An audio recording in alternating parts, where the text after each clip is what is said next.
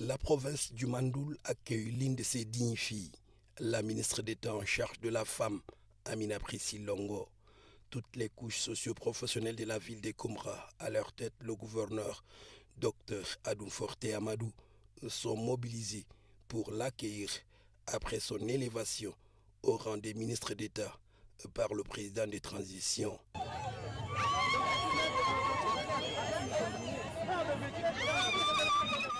Quelques heures de récupération pour la ministre d'État et s'enchaîne une rencontre avec les différentes sensibilités de la ville de Koumra. Depuis 1960, aucune femme n'a été ministre d'État dans notre pays.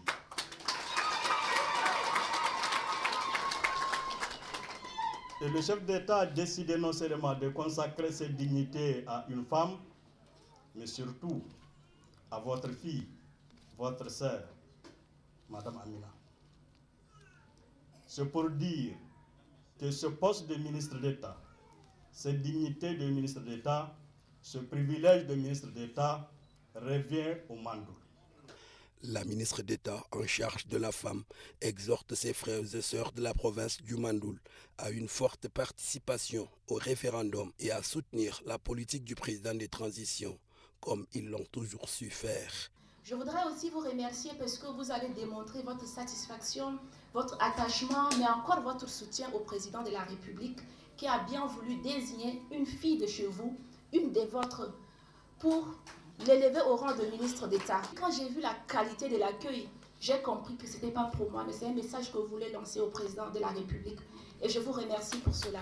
Mes chères sœurs et frères, vous savez que nous sommes en transition et le Mandoul a toujours été solidaire avec la transition. Bientôt, nous allons partir pour le référendum. Le défi qui est devant, c'est une forte participation, mais aussi découvrir et être conscient des enjeux du référendum. La nouvelle constitution, qui sera la base de la nouvelle République.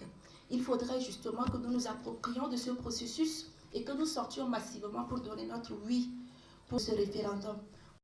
Les chefs traditionnels, opérateurs économiques, femmes et les jeunes se sont succédés à s'en approprier le projet de constitution et à le vulgariser et bien évidemment à soutenir la politique de développement du chef de l'État.